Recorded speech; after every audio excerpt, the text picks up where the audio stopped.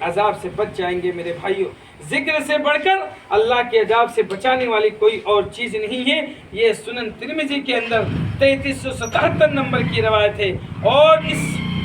حدیث کا سرے کیا ہے کہ اللہ تعالیٰ کا فضل و کرم ہے کہ اس نے اپنے بندوں کے لیے جنت کے اسباب، اللہ رب العزت کا یہ فضل و کرم ہے کہ اس نے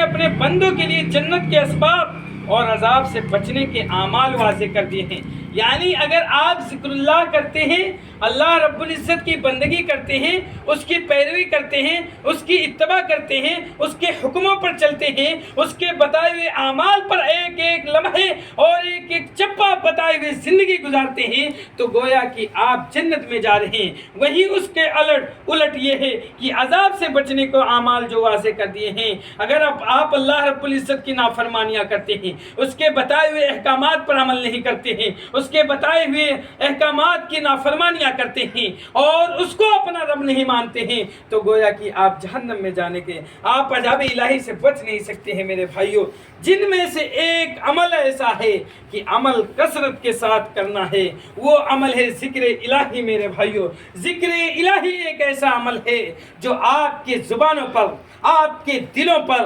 آپ کے دماغوں پر اس کلمے کو جگہ ملنی چاہیے۔ ذکر اللہ، اللہ اکبر، لا الہ الا اللہ، سبحان اللہ، الحمدللہ، یہ کلمات آپ کے زبانوں پر جاری رہنے چاہیے، آپ کے دماغوں پر حاوی رہنے چاہیے، آپ کے دلوں میں اس کو جگہ ملنا چاہیے میرے بھائیوں۔ اور کہتے ہیں کہ دنیا و آخرت کے خوف سے نجات دینے اور جہنم سے بچاؤ کا بہت بڑا ذریعہ ہے۔ یعنی اگر آپ کے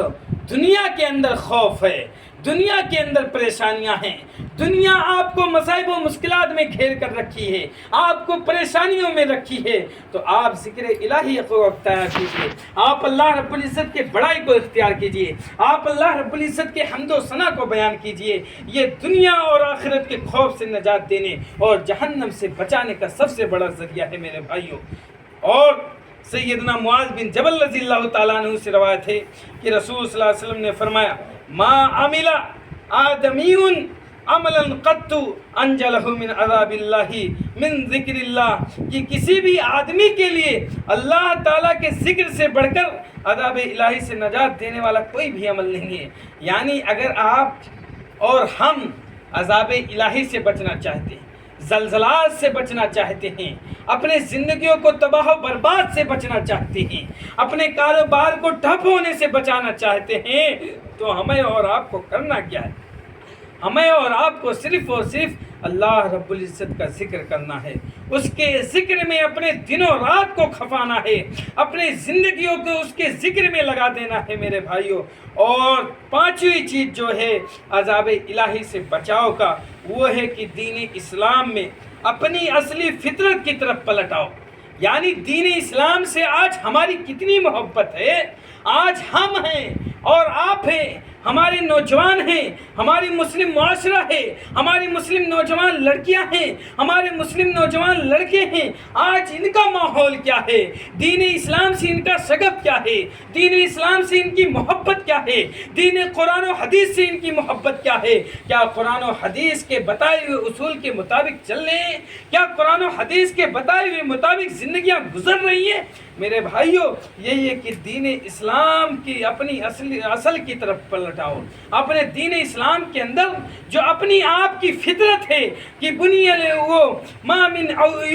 من مولود الا یولد علی الفطرہ فابواہ یہودانہ او یمجسانہ او ینصرانہ، کہ کوئی بچہ ایسا نہیں جو کہ فطرت اسلام پر پیدا نہیں ہوتا ہے۔